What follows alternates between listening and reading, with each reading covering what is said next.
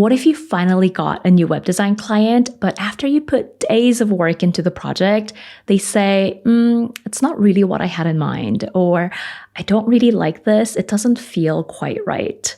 In this video, I'll share what to do to prevent this nightmare situation from happening. I promise you'll feel a lot better and a lot more confident by the end of the video because I'm going to give you the step-by-step method for creating designs that your clients love. It's the same method that I have used over and over again, and I always end up with clients who are so happy that they pay their invoices right away.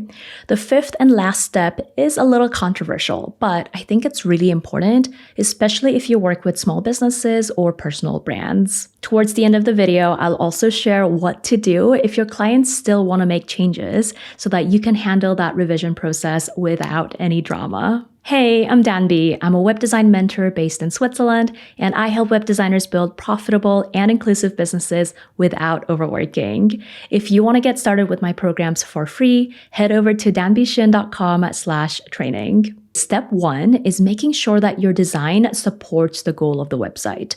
One of the biggest reasons a website might flop is that it just fails to meet the project goals.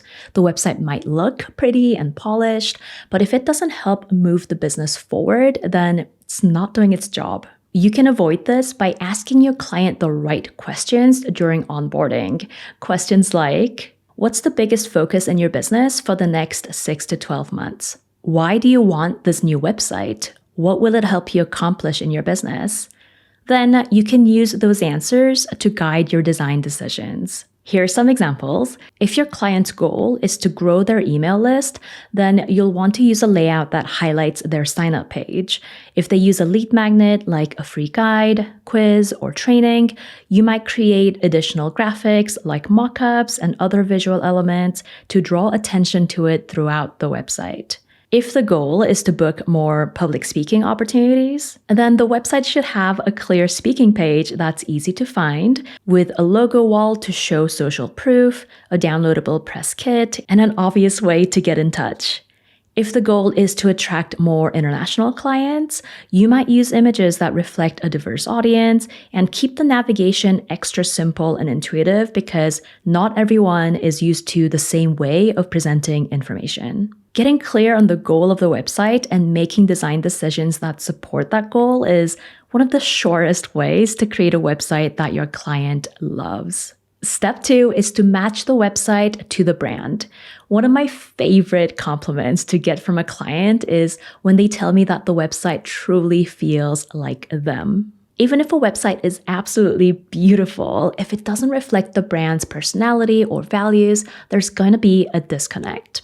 That means your client will feel less confident, less sure about promoting and sharing their new website, and they might even question their decision to invest in professional design. To make sure that your web design matches the brand, ask your client questions like, what type of personality does your brand have? What values guide your work? Then use those answers to guide your design decisions. Let's look at some examples. If the brand is loud and energetic or values confidence and a no BS approach, you could use saturated colors and bold geometric sans serif fonts.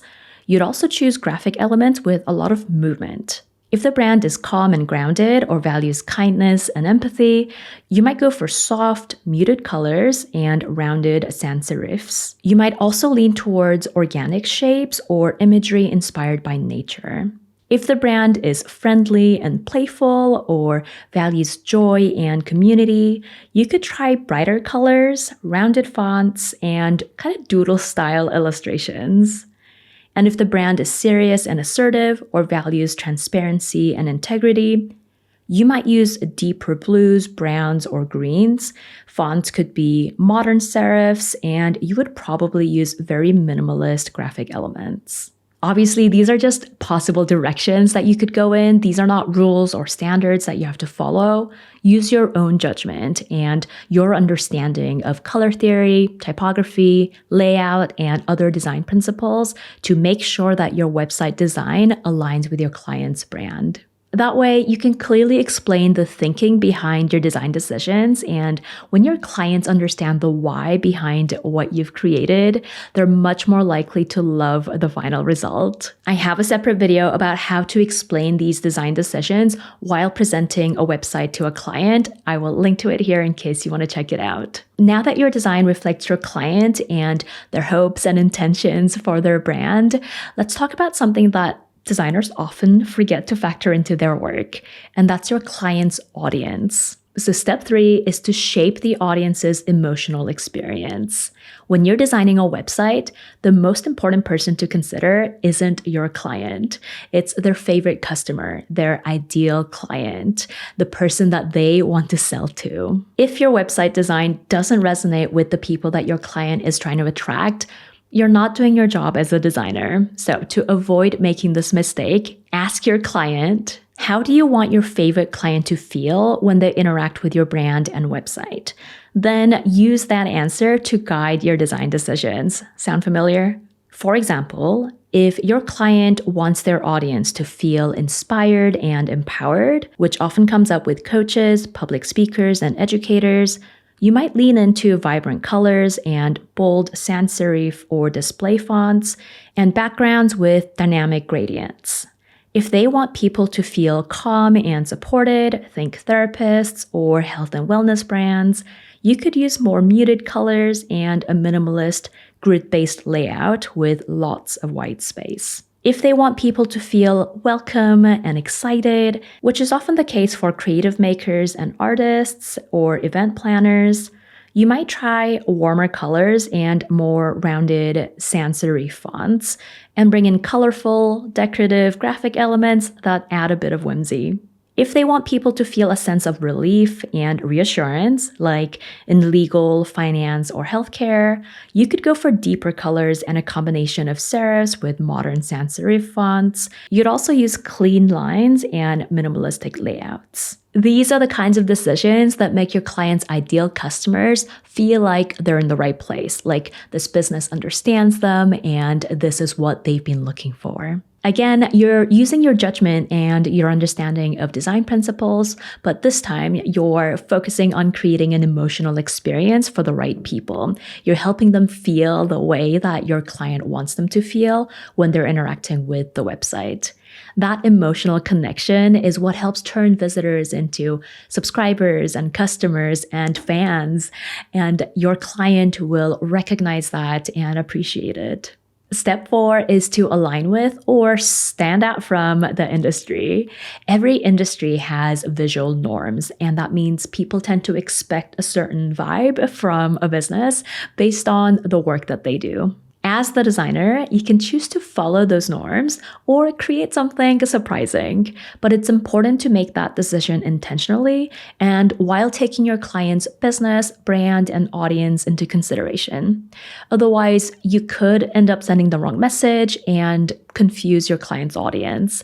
And as they say, confused people don't buy. So during onboarding, ask your clients, which competitor websites do you like? What specifically do you like about them? I like to frame the question this way rather than asking about the competition and the industry in general. It helps me figure out where I should probably align with the industry norms and where I have more room to experiment with less conventional choices. Then, during the research phase, take a look at those websites, also do your own research into the industry, and look up similar businesses serving similar audiences. Time for some examples. If your client is a wedding photographer and you wanted to align with what people expect from a wedding photographer's website, you would probably choose soft, lighter colors and script fonts that are elegant and romantic. You'd want to create that refined, sophisticated look that people often associate with weddings. But on the flip side, if you wanted to stand out from the crowd, maybe your client specializes in adventure or outdoor elopements, you would deliberately choose to go in a completely different direction. Maybe you use a darker or moodier color scheme or choose bold display fonts. In either case, your direction would be very clear. Here's another example. If your client runs a bookkeeping business and you wanted to align with what people expect in the financial industry, you might go with cool, muted colors, structured layouts, and classic serif or clean sans serif fonts. But if your client's brand is friendly, approachable, or even playful, and they want to make bookkeeping feel fun and less intimidating and less of a drag, you might choose to stand out by using a brighter color palette, rounded fonts, and hand-drawn illustrations. Taking industry norms into consideration helps you create a design that feels familiar in a reassuring way or intentionally different in a way that supports your client's business. This is another way you can show your client that you truly understand their business and that you've made strategic decisions to support their business. And that's going to make them more likely to trust you and love the final result. Step 5 is reflecting the client's personal preferences. This one is a little controversial because some designers will say that personal preferences don't matter or they shouldn't matter, and that we should focus only on what is strategic. But when you work with small business owners, especially if they have personal brands, and also bigger businesses can also have personal brands, their preferences do matter. They can be part of the strategy. Because people buy from these businesses because of who they are and what they like, what they don't like, their personal preferences. So I like to ask questions like, what are some of your favorite brands? What do they have that you would like for your own business? Do you have any color preferences? Any colors you want to avoid?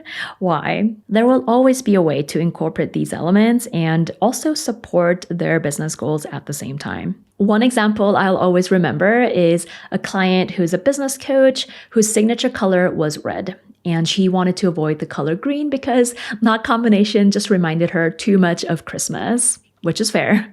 I also recently worked with a client who just didn't like rounded corners on images, and that was something that I was happy to work with. Obviously, you shouldn't let your client's personal preferences dictate your entire design strategy. But by weaving in small details like this, you can really create a design that truly feels like them at the end of the day. Let's talk about handling revision requests. Obviously, in a perfect world, your client would fall in love at first sight with everything you designed. But even if you followed all the steps that I've laid out in this video, it is possible that your client comes back and asks for changes. That is completely normal. It doesn't mean you've done anything wrong.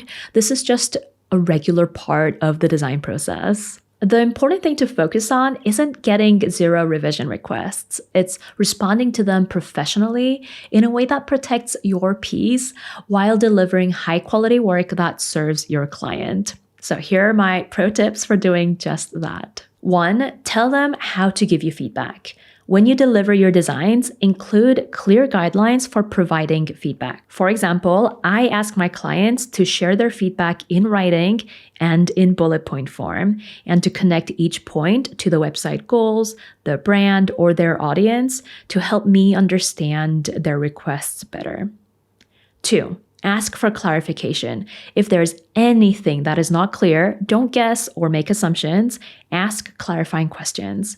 So for example, if a client says, "This stock photo seems a little random," this is something a client has actually said to me. You could ask, "Can you tell me more about what's not working for you? Is it the person in the photo, the mood, or something else?" 3, explain the rationale behind your design decisions. If you followed the steps in this video, you will have clear reasons backing up every decision that you've made, tied to the goal of the website, the brand, the audience, the industry, or the client's preferences. So if a client says, "I don't really like this blue, it doesn't feel right for my brand," you could say, "Can you tell me more? This specific shade works really well for your website because it aligns with your brand's calm and confident personality. It'll also make your audience feel welcome and at ease, which we agreed was important for the website." Sometimes, honestly, that is all it takes for your client to say, "Oh, okay, that makes sense. I'm actually good to move forward with it." 4, be decisive when making changes. If your client pushes back and still wants changes, find a solution based on their feedback. So if they say, But okay, can we try a brighter shade of that blue? You would choose an alternative blue that matches what they're asking for and still fits the strategy.